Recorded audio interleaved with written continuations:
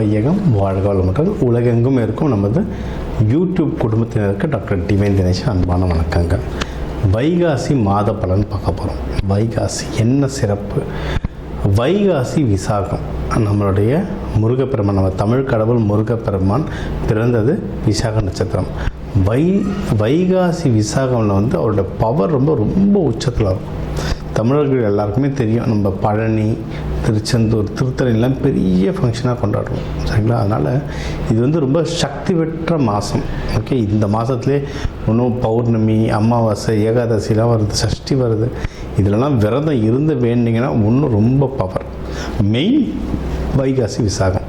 சரி, இந்த வைகாசி மாதத்தில் நமக்கு எப்படி இருக்குது விஷயங்கள், ஓவராலாக எப்படி இருக்குது, பொதுவாக வாழ்க்கை எப்படி இருக்கும் இந்த மாதம், இதுக்கப்புறம் பண விஷயம், கடன், தொழில், வேலை, திருமணம், மகப்பேறு, உடல்நிலை, அதுக்கப்புறம் வெளிநாடு போகிறது, இந்த மாதிரி என்னென்ன முக்கியமான விஷயங்கள்லாம் இருக்கோ ஒவ்வொன்றா கவர் பண்ணிட்டு வருவோம்.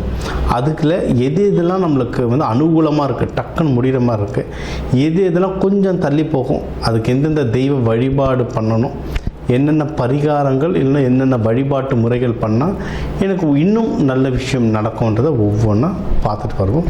வாங்க. மேஷ ராசி, மேஷ லக்னம் எப்படி இருக்கும்? நம்மளுடைய ராசி லக்னம் மேலே செவ்வாய்ங்க. நம்மளே செவ்வாய் வீடு. செவ்வாய் ஹீட்டு, ரொம்ப கோபம் வரும், நிறைய உடம்புல ஹீட்டு ஜென்ரேட் ஆகும். வெயில் காலம்தான், சரிங்களா? வெயில் காலம் இந்த நேரத்தில் செவ்வாயே நம்ம மேலே வர்றதுனால நல்ல ஹீட்டு வரும், சரிங்களா? உடலில் நல்லா பத்திரமாக பார்த்துக்கோங்க. ஏன்னா நம்மளுக்கு சாதாரணமாகவே ஹீட்டு தர இந்த அடிவயிறு பிரச்சனை, அல்சரு, வயிறு எரிச்சல், இந்த மாதிரி நிறைய இருக்கும்.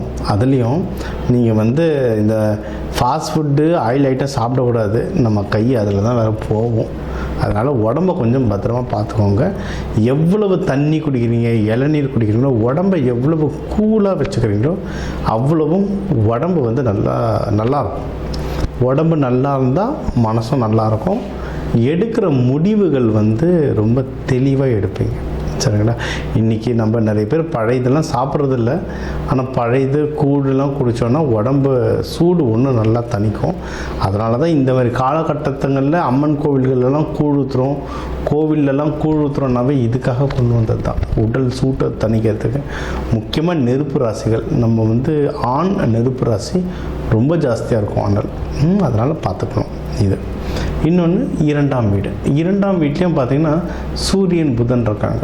நம்மளுக்கு சனி பகவான் 3ஆம் பார்வையாக பார்க்கறதுனால பணத்தில் ஏதோ ஒரு சின்ன டிலே, தட்டுப்பாடு, இல்லை நம்மளுக்கு என்ன வர வேண்டிய பணம் வருதுல டிலே, ஏதோ ஒரு விதமான டிலே நடக்கும்.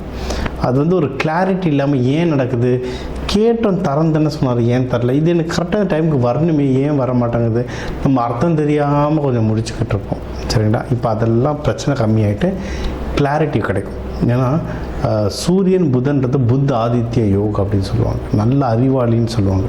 இப்போ தனஸ்தானத்தில் இருக்கிறதுனால உங்களுக்கு ஒரு நல்ல கிளாரிட்டி கிடைக்கும். ஒன்று, பணம் சம்பாதிக்கணும்னா இந்த மாதம் நல்ல அறிவால் சம்பாதிக்கலாம். யோசிங்க. அது சில பேர் இதில் நிறைய பேர் காவல்துறையில் இருப்போம், நிறைய பேர் உடல் உழைப்பு போடுற மாதிரி நிறைய தொழிலில் இருப்பாங்க. இதில் யோசிக்கிறத தாண்டி, அதாவது காவல்துறையில் யோசிக்கவும் செய்யணும், பயங்கரம் வேலையும் செய்யணும். பட் நிறைய தொழில்களில் வேலை செய்யறதை விட, யோசிக்கிறதை விட ஃபிசிக்கலாக வேலை செய்யறது ரொம்ப ஜாஸ்தி. இப்போ நீங்கள் செய்கிற வேலை அதிகமாக யோசிக்க உங்களுக்கு பணம் வரும், சரி? அதனால் தெளிவாக யோசிங்க. அதேமாரி 3ஆம் இடத்துலையும் பார்த்திங்கன்னா உங்களுக்கு சுக்கிரன், குரு சுக்கிரன் காம்பினேஷன் சூப்பர் காம்பினேஷன், நல்ல வெற்றி தரும், சரிங்களா?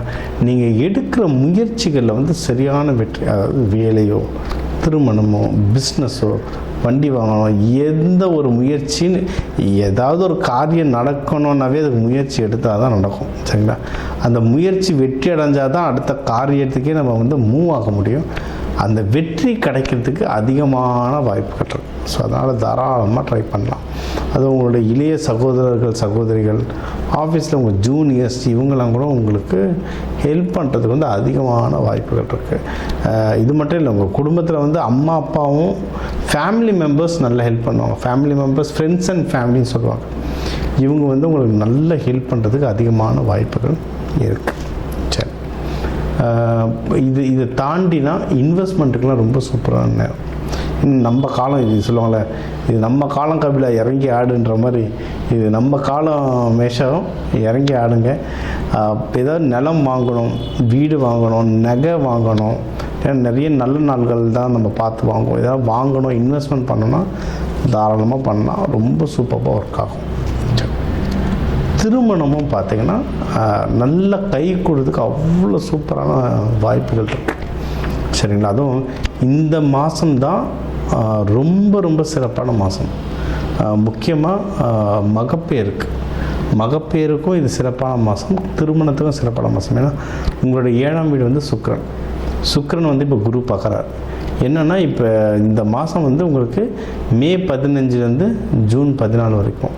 ஓகே, ஜூன் மாதம் குரு பகவான் வீடு மாறுறார். அப்போ உங்களுடைய 8ஆம் வீட்டை பார்க்க ஆரம்பிச்சார். அப்போ 7ஆம் வீட்டை பார்க்கும் போதே தான் கல்யாணம் நடக்கிறதுக்கு அதிகமான அனுகூலம் இருக்குது. இது நம்ம கிட்டத்தட்ட ஒரு வருஷமாக சொல்லிகிட்ருக்கோம். மேஷத்துக்கு வந்து கல்யாணம் சீக்கிரம் பண்ணுங்கள், மேஷத்துக்கு கல்யாண வாய்ப்பு. நிறைய பேர் கல்யாணம் பண்ணிவிட்டு நம்மளுக்கு சொல்லியிருக்காங்க. சரிங்களா? நீங்கள் இப்போ அதுக்கான ஸ்டெப்பு இந்த ஒரு வருஷமாக நான் விட்டுட்டேன் சார் அச்சோ அப்படின்னீங்கன்னா இந்த ஒரு மாதம் டைம் இருக்குதுமா, இதை பிடிச்சிக்கோங்க. இதை பிடிக்க ஜெயிக்கலாம். இதில் வந்து ஒரு பிள்ளையார் சொல்லி போட்டிருக்காங்க. அதாவது இந்த ஒரே மாதத்தில் பொண்ணு பார்த்து கல்யாணம் பண்ணி சத்திரம் கிடச்சிரும் எல்லாமே முடிச்சிருவோன்னா கஷ்டம்தான். நீங்கள் என்ன பண்ணலான்னா அதுக்கான பிள்ளையார் சொல்லியாவது போடலாம்.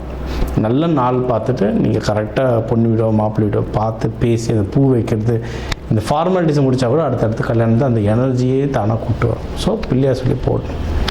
அது பண்ணுறது மட்டும் கொஞ்சம் நாள் ஹோரையெல்லாம் பார்த்துப்போங்க. ஏன்னா நிறைய பேர் நாங்கள் அதெல்லாம் ட்ரை பண்ணுறோம் சார், நடக்க மாட்டேது சார்னு வாங்க.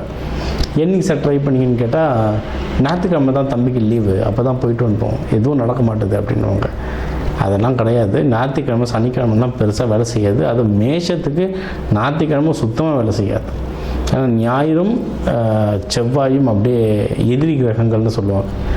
அதனால் ஒர்க் ஆகாது. பெஸ்ட்டு நீங்கள் என்னென்னா புதன் ஹோரை, வியாழன் குரு ஹோரை, வெள்ளி சுக்கிர ஹோரை, இந்த ஹோரைகளில் பொண்ணு வீடோ மாப்பிள்ளை வீடோ பார்த்துருந்தீங்கன்னா அது சக்ஸஸ்ஃபுல் ரேட்டு ரொம்ப ஜாஸ்தி. எந்த நல்ல காரியம் வந்தாலும் நீங்கள் இந்த டைமில் போயிட்டு வர்றது வந்து ரொம்ப சக்ஸஸ் ஜாஸ்தி. இன்னும் இது கரெக்டாக நல்லபடியாக எனக்கு அமையணும் அப்படின்னா முருகர் தான். முருகர் வள்ளி தேவானை வழிபாடு பண்ணுறது ரொம்ப நல்லது. துர்க்கை அம்மனை வழிபாடலாம். இந்த வைகாசி விசாகத்துக்கு ஒன்று விரதம் இருந்தீங்கன்னா, நம்ம விரதம் பற்றி அவ்வளோ வீடியோ சொல்லியிருக்கோங்க.